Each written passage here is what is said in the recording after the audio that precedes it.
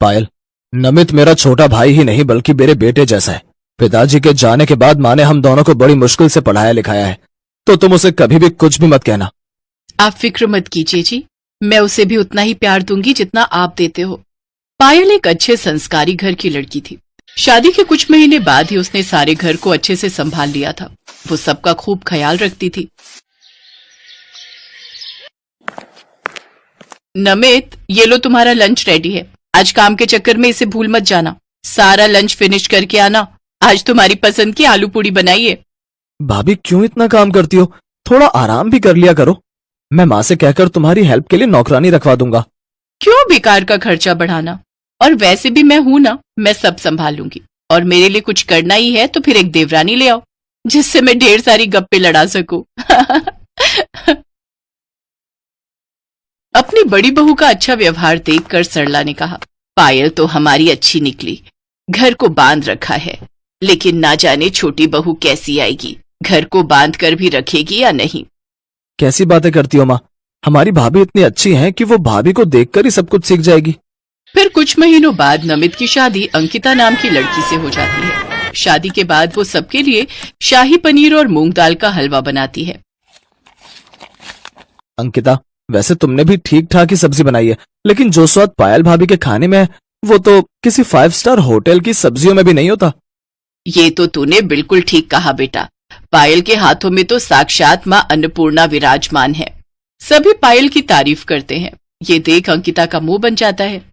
अंकिता बड़ी ही बदमाश थी। वो अक्सर काम चोरी करते हुए कभी सर दर्द तो कभी दांत दर्द का बहाना बनाकर अपने कमरे में आराम करने चली जाती और फिर आराम से लेटकर मोबाइल देखती रहती या फिर सारा दिन मेकअप करती रहती। अंकिता को मेकअप करने का शौक था तो वो सारा दिन यूट्यूब पर बस मेकअप करना ही सीखती, जिसे देख एक रोज उसकी सास सरला ने कहा, छोटी बहू, बड़ी बहू सारा दिन अकेले घर के कामों में लगी रहती है, तू भी तो मदद किया कर उसकी। क्यों माँ जी? भाभी ने बताया नहीं दोपहर को जो चावल बनाए थे वो मैंने बनाए थे। जब मैं किचन में घर के काम करती हूँ तब मैं किसी को नहीं दिखती। वैसे दिखूंगी भी कैसे? माँ जी के पैर घर में टिके तो मैं दिखूं ना। सारा दिन तो मंदिर, कीर्तन और सहेलियों के यहाँ आना जाना लगा रहता है। मेरी तो जिंदगी का ही नाश हो गया इस घर में आकर। अंकिता गुस्से में अपने कमरे में चली जाती है।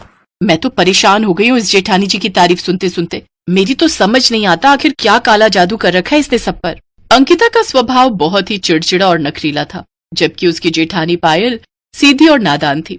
वो घर में सबका अच्छे से ख्याल रखती है, जिस कारण घर के सभी लोग पायल को बड़ा प्यार करते हैं। और इसी बात से अंकिता को अपनी जेठानी पर बड़ा गुस्सा आता था। लेकिन आज छोटी बहू की ये बातें सरला के दिल पर लग जाती हैं। वो अपने बेटे नमित से इस बारे में बात करने जाती है तो वहां तो कुछ और ही खिचड़ी पकी हुई थी। अंकिता ने पूरी तरह नमित को अपने काबू में कर लिया था। माँ देखो, बुरा मत मानना। माना भाभी काम करती है, लेकिन मेरी अंकिता भी कम काम नहीं करती और उसको अपनी यूट्यूब पर मेकअप की क्लोजेस भी लेनी होती है। अब शादी होने का ये मतलब तो नहीं कि वो अपने सपने का भी गला घोट दे। वो चुपचाप वहां से चली जाती है। लेकिन अब सरला ने इस बात का हल निकालने की सोची। साल भर होने को आ गया, लेकिन अभी तक छोटी बहू ने अपनी जिम्मेदारी नहीं समझी। अब मुझे ही काम का बंटवारा करना होगा। बहुओं, तुम दोनों में से अब से एक सुबह का खाना बनाएगी और एक शाम का। ठीक है, फिर मैं शाम का खाना बना दिया करूंगी। ठीक है ना जेठानी जी? हाँ, मुझे कोई प्रॉब्लम नहीं है। जैसा तुम्हें ठीक लगे, मैं तब तक बच्चों को पढ़ा दिया करूंगी। लेकिन ये क्या, पायल तो सुबह का चाय, फिर ब्रेकफास्ट, दिन का खाना, शाम की चाय, नाश्ता सब वही बनाती और बदमाश देवरानी सिर्फ रात का खाना बनाकर सो जाती। उफ, क्या करूं मैं इसका? ये तो बिल्कुल घर जोड़कर नहीं रख सकती। कोई बात नहीं माँ जी, कुछ समय बाद सब कुछ सीख जाएगी। लेकिन अंकिता के आने के बाद से उस घर में कुछ भी अच्छा नहीं हो रहा था। भाभी, अंकिता जैसी भी है मेरी बीवी है। उसे जान से मारने की कोशिश की आपने, आखिर क्यों? ये तुम कैसी बातें कर रहे हो देवर जी? मैंने ऐसा कुछ नहीं किया। ये तुम क्या बोल रहे हो नमित? क्या पायल ऐसा कर सकती है भला? तुम जानते नहीं क्या अपनी भाभी को? माँ, भाभी के साड़ी के पल्लू के कपड़े में ये देखो जादू टोने का सामान मिला है और साथ में अंकिता की फोटो भी। नमित, ये साड़ी का पल्लू तो मेरा ही है, लेकिन मैं भला ऐसा क्यों करूंगी? प्रॉपर्टी भाभी, प्रॉपर्टी। और किस लिए? ताकि सब आपके इशारों पर नाचे और इस घर का सब कुछ आपका हो जाए और सब लोग मुझसे नफरत करें। लेकिन ये समझ लो जेठानी जी, इस घर का आधा हिस्सा मेरा है, मेरा। ये बात सुनकर सरला को गुस्सा आ जाता है। छोटी बहू, जिस कमरे में तू रह रही है ना, वो सब इनका है। मेरा अभय अभी तक इस मकान का लोन चुका रहा है। और नमित, तू जिस गाड़ी में घूम रहा है वो तेरी भाभी ने अपने गहने गिरवी रखकर तेरे लिए ली थी। लेकिन तुम दोनों की समझ में तो कुछ नहीं आएगा। एक काम करो, अब तुम दोनों अलग हो जाओ, अब यही ठीक रहेगा। सास ने दोनों को अलग कर दिया। अलग होने से अब अंकिता को घर के काम करने पड़ते। अब अपने कमरे की सफाई, खाना बनाना, बर्तन धोना, सब काम उसे अकेले ही करने पड़ते, जिससे कुछ ही दिनों में उसकी हालत खराब हो जाती है। फिर एक रोज नमित के कमरे से दोनों के जोर जोर से चिल्लाने की आवाज आने लगती है। वो सभी उनके कमरे में जाकर देखने लगते हैं। क्या हुआ बेटा, तुम चिल्ला क्यों रहे हो? माँ, ये औरत झूठी थी। भाभी ने कुछ नहीं किया। इसी ने भाभी के पल्लू से काला जादू का सामान बांधा था ताकि भाभी को फंसा सके। अंकिता, आखिर तुमने मेरे साथ ऐसा क्यों किया? क्या बिगाड़ा था मैंने तुम्हारा? क्या नहीं बिगाड़ा था? जब से इस घर में आई हूँ हर कोई बस पायल पायल पायल नाम की माला जपता रहता है। अरे मैं भी तो इस घर की बहू थी, तो तुझे उसे देखकर घर संभालना सीखना चाहिए था। लेकिन नहीं, तुझे तो बस ये सब बदमाशियां करनी ही आती हैं, घर संभालना नहीं। तूने तो इस घर को तोड़ने का घटिया गेम खेला। मुझे माफ कर दो माँ।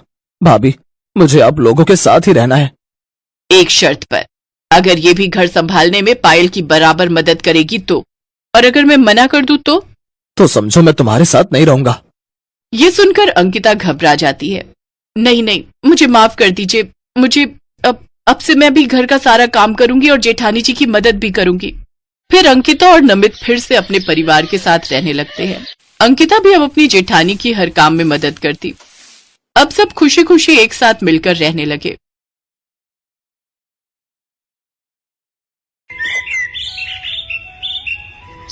आओ छोटी बहू, अंदर आओ। हमारे इस गरीब खाने में तेरा स्वागत है। नीलम अपनी छोटी बहू का गृह प्रवेश कर उसे घर के कमरे में ले आती है, जहां अंदर आते ही नीलम की छोटी बहू बबीता उस कमरे को चारों ओर से देखती है। ये देख उसकी सास नीलम उससे कहती है, क्या हुआ छोटी बहू, क्या देख रही हो? माँ जी, ये कमरा कुछ ज्यादा ही छोटा नहीं है? खैर, ये बताइए कि मेरा कमरा कहाँ है? शादी के रीति रिवाजों में मैं बहुत थक गई हूँ, अब मैं आराम करना चाहती हूँ। बहू, यही तेरा और तेरी जेठानी अनीता का कमरा है। तुम दोनों को अब यहीं रहना है। क्या माँ जी, ये आप कैसी बातें कर रही हो? मेरी अभी अभी नई नई शादी हुई है और हम दोनों देवरानी जेठानी एक ही कमरे में कैसे रहेंगी? तुम तो जानती हो बहू, हम लोगों की गरीबी। पूरे घर में यही एक कमरा है, इसलिए जो है उसी में ही गुजारा करना पड़ेगा। मैं तो खुद रसोई में खाट लगाकर सोती हूँ। बबीता मुंह बनाकर बैठ जाती है। शाम को उसकी जेठानी पानी लाकर उसे देती है और कहती है, ये लो बबीता, तुम्हारे लिए पानी, और कुछ चाहिए होगा तो कहना। फिर दोनों देवरानी और जेठानी अपने अपने पतियों के साथ एक ही कमरे में सो जाती हैं। कमरे के एक तरफ के बिस्तर पर जेठ जेठानी तो दूसरी तरफ देवर देवरानी सो जाते हैं। अचानक आधी रात को बबीता को गंदी बदबू आती है और उसकी आंख खुल जाती है। ये गंदी बदबू कहाँ से आ रही है? ऐसा लग रहा है जैसे बिल्ली कमरे में पॉटी करके चली गई हो। वो इधर उधर देखती है लेकिन उसे कुछ नहीं दिखता। कुछ देर बाद उसकी जेठानी उठती है और जोर से गैस छोड़ती है। ओहो, तो ये सारा किया धरा इन्हीं का है। इन्होंने जरूर मूली के पराठे खाए होंगे। पराठे खाकर अब मेरा जीना मुश्किल कर दिया इन्होंने।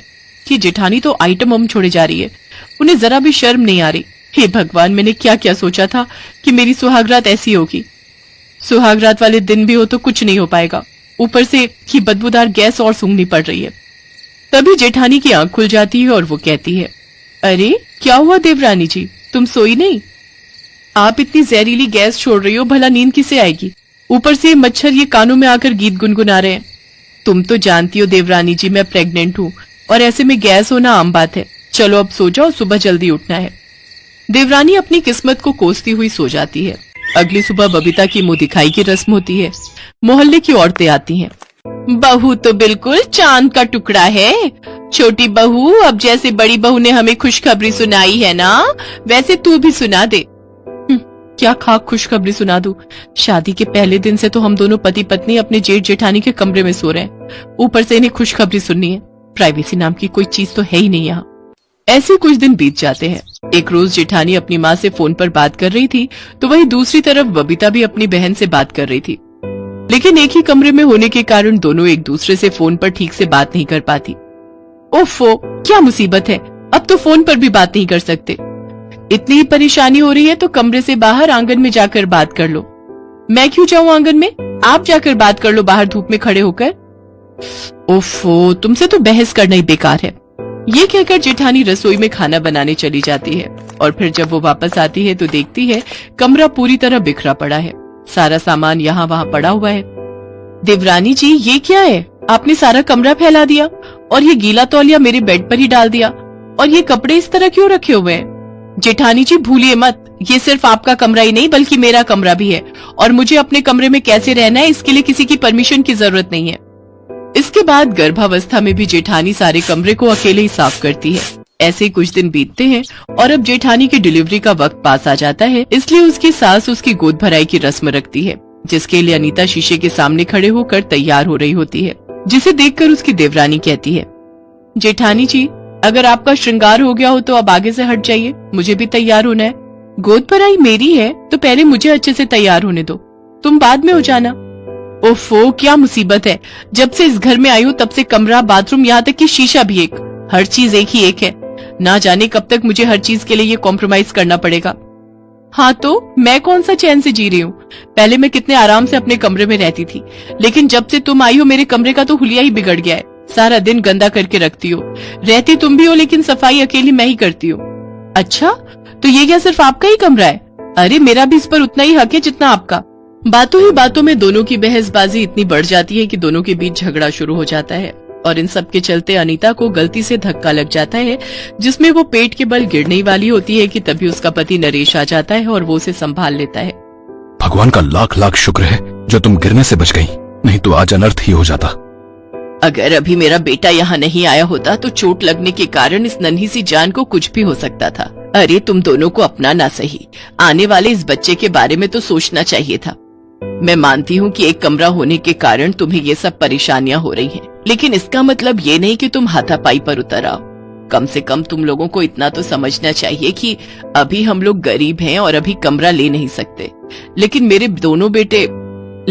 दोनों बेटे सारा दिन मेहनत तो कर रहे हैं, धीरे धीरे वो कमरा ले लेंगे। हमें माफ कर दीजिए माँ जी, हमसे गलती हो गई, अब हम ऐसा नहीं करेंगे। हाँ माँ जी। तभी बड़ा बेटा नरेश कहता है, आप सब चिंता मत कीजिए, हमने जमीन खरीद ली है और बहुत जल्द उसमें 3 कमरे भी बनवा देंगे। हाँ, हमने सोचा था घर बनने के बाद आप तीनों को सरप्राइज देंगे। आप लोग चिंता न करें, अब हमारी परेशानी बहुत जल्द खत्म हो जाएगी। ये सुनकर तीनों सास बहू बहुत खुश होती हैं। अब दोनों देवरानी जेठानी एक दूसरे के साथ घुलना मिलना शुरू कर देती हैं और उनके बीच एक कमरे को लेकर लड़ाई भी खत्म हो जाती है। कुछ दिन बाद उनका घर भी बनकर तैयार हो जाता है और वो सब अलग अलग कमरे में खुशी खुशी रहने